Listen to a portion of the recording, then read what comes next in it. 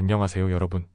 오늘의 흥미로운 영상 내용은 세계 24명의 슈퍼 억만장자, 초보 유층의 부상 그리고 트럼프의 500만 달러, 골드카드 초보 유층만을 위한 미국 영주권에 관한 것입니다. 우선 좋아요 버튼을 누르고 채널 구독 및 알림 설정도 잊지 마세요. 여러분의 관심과 지지가 저희에게 큰 힘이 됩니다.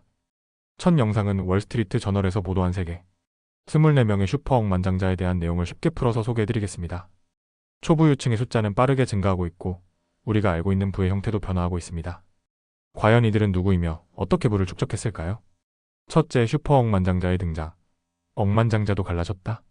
과거엔 억만장자라고 하면 그냥 부자라고 생각했지만 요즘은 억만장자도 급이 나뉘고 있습니다. 특히 500억 달러 약 66조 원 이상의 자산을 보유한 초보 유층, 즉 슈퍼 억만장자가 새로운 계층으로 떠오르고 있는데요. 1987년 포브스가 첫 억만장자 리스트를 발표했을 때 전 세계에서 억만장자는 140명뿐이었고 당시 세계 1위 부자는 일본의 요시아키 트츠미, 재산은 200억 달러였습니다. 그런데 지금은 어떨까요? 2025년 현재 세계 최고 부자인 일론 머스크는 무려 4,194억 달러 약 555조 원. 과거 1위였던 트츠미의 재산보다 무려 21배나 많고 미국 가구의 평균 순자산보다 200만 배나 많다고 합니다. 2024년 기준 슈퍼 억만장자의 주요 특징. 전 세계 슈퍼 억만장자는 총 24명. 이들이 가진 총 재산은 3조 3천억 달러 프랑스 GDP 수준. 억만장자 전체 재산의 16%를 차지 2014년 4% 급증.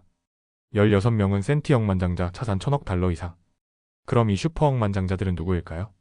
바로 기술 기업가들입니다. 둘째, 세계 10대 슈퍼 억만장자 2025년 기준. 1위 일론 머스크 4,194억 달러. 2위 제프 베조스 2,638억 달러. 3위 베르나르 아르노 2,389억 달러, 4위 레리 앨리슨 2,370억 달러, 5위 마크 주커버그 2,208억 달러, 6위 세르게이 브린 1,605억 달러, 7위 스티브 발머 1,574억 달러, 8위 워렌 버핏 1,542억 달러, 9위 제임스 월튼 1,175억 달러, 10위 사뮤엘 롭슨 월튼 1,144억 달러. 이 중 6명이 IT 및 기술 산업에서 부를 축적했습니다. 과거에는 석유철 강제조업이 부의 핵심이었다면 이제는 기술이 세계부의 중심이 된 것이죠. 셋째, 슈퍼 억만장자들의 돈은 어디로 갈까? 슈퍼 억만장자들은 주로 고급 부동산을 사들이고 있습니다. 뉴욕 마이애미 LA 팜비치 에스펀 등지에서 구자리 수일억 달러 이상짜리 초호화 주택을 소유하고 있죠. 예를 들면 제프 베조스 마이애미의 억만장자 섬에 2억 3,400만 달러 투자, 마크 주커버그 타워 호수에 개인 단지 건설 5,900만 달러, 레리 앨리슨 플로리다 최고가 주택 1억 7,300만 달러, 마이클 델 맨해튼 최초의 구자리 수 펜트하우스 구매, 부동산뿐 아니라 요트, 개인섬, 프라이빗 특기까지 그들의 돈은 거의 물리적 자산으로 흘러가고 있습니다.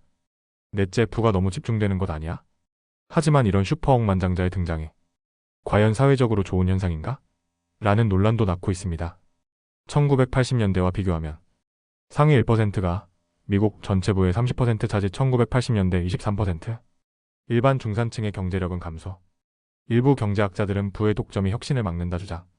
특히 노벨 경제학상 수상자 조셉 스티글리츠 교수는 슈퍼 억만장자들이 세금을 회피하고 독점적 권력을 키우고 있다고 경고합니다. 테슬라 CEO 일론 머스크의 500억 달러 보너스 패키지가 대표적인 사례죠. 이렇게 한 사람이 국가 예산 규모의 돈을 가져가는 것이 맞을까? 경제학자들 사이에서도 의견이 갈리고 있습니다. 다섯째, 마무리. 여러분의 생각은? 이렇게 월스트리트 저널 기사를 바탕으로 슈퍼 억만장자들의 부의 흐름과 사회적 논란을 살펴봤는데요. 여러분은 초보 유층의 등장이 긍정적이라고 생각하시나요? 다음 영상은 월스트리트 저널의 보도를 바탕으로 트럼프 전 대통령이 제안한 500만 달러 골드카드 프로그램에 대해 알아보겠습니다. 미국에 거주하려면 복잡한 절차를 거쳐야 하지만 이제는 500만 달러 약 66억 원만 있으면 바로 영주권을 받을 수 있다고 합니다. 그렇다면 이 정책이 과연 어떤 의미를 가지며 현재 운영되고 있는 투자이민 프로그램과 어떻게 다를까요? 첫째, 트럼프의 골드카드란? 새로운 영주권 시스템. 트럼프 전 대통령은 부유한 개인들에게 미국 영주권 그린카드를 판매하는 새로운 골드카드 시스템을 제안했습니다. 주요 내용. 500만 달러 약 66억 원을 투자하면 미국 영주권 제공. 이후 완전한 시민권 미국 국적 취득 가능. 미국에 투자하는 개인이나 기업도 신청 가능. 기존 투자이민 프로그램 EB-5 폐지. 트럼프는 부유한 사람들이 미국에 들어와 많은 돈을 쓰고 세금을 내고 일자리를 창출할 것이라며 이 프로그램이 매우 성공적일 것이라고 주장했습니다. 게다가 애플 같은 대기업도 500만 달러를 내면 고급 인력을 위한 영주권을 받을 수 있다고 설명했는데요. 그렇다면 이 정책이 기존의 투자이민 EB-5가 어떻게 다를까요? 둘째, 기존 투자이민 EB-5가 무엇이 다를까? 현재 미국에는 EB-5 투자이민 프로그램이라는 제도가 운영되고 있습니다. 이 제도는 1990년대에 도입되어 외국인 투자자들이 미국 경제에 기여하도록 유도한 정책인데요. EB-5 프로그램 개요. 최소 90만에서 180만 달러 투자 지역에 따라 차이. 최소 10개 이상의 일자리 창출 필수. 배우자와 21세 미만 자녀도 영주권 혜택. 연간 1만 개 비자 한정. EB-5 프로그램은 뉴욕 등 대도시에서 큰 인기를 끌었지만 신청자 대기 시간이 길고 사기 사건이 많아 논란이 되기도 했습니다. 트럼프는 EB-5 제도를 없애고 대신 단순한 투자만으로 영주권을 주는 골드카드를 도입하겠다고 발표한 것입니다. 셋째, 500만 달러짜리 골드카드 누가 받을까? 트럼프는 이 프로그램을 통해 최소 100만 장 이상의 골드카드를 발행할 수 있다고 전망했습니다. 그렇다면 누가 이 카드를 받을 가능성이 있을까요? 골드카드 예상 수혜자, 초보 유층 투자자, 해외 보호들이 미국 영주권을 쉽게 취득, 대기업과 CEO 기업이 고급 인력을 위해 영주권 신청 가능, 러시아 및 중국의 자산가들, 논란의 중심. 특히 러시아 재벌과 누정치가들이 이 프로그램을 통해 미국 영주권을 얻을 수 있냐는 질문에 트럼프는 가능하다고 답변했습니다. 이는 정치적으로도 민감한 부분이 될 수 있습니다. 트럼프는 나는 매우 친절한 러시아 과두정치가들을 알고 있다며 러시아 부호들도 골드카드를 받을 수 있음을 시사했는데요. 이 부분은 미국 정치권에서도 논란이 될 가능성이 큽니다. 넷째, 골드카드에 대한 논란과 비판. 이 정책은 미국 경제에 도움이 될 수도 있지만 동시에 많은 논란을 불러일으키고 있습니다. 주요 비판점.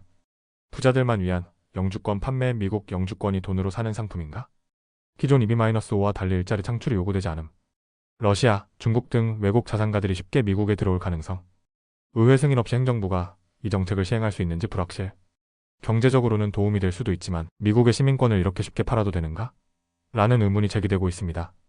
특히 트럼프의 사위 제러드 쿠슈너가 운영했던 부동산 회사가 과거 EB-5 프로그램을 활용했다는 점에서 트럼프 가족이 이 정책을 이용해 부를 축적하려는 것 아니냐는 의혹도 제기되고 있습니다. 다섯째, 마무리. 여러분의 생각은? 이렇게 월스트리트 저널 보도를 바탕으로 트럼프의 500만 달러 골드카드 프로그램에 대해 알아봤습니다.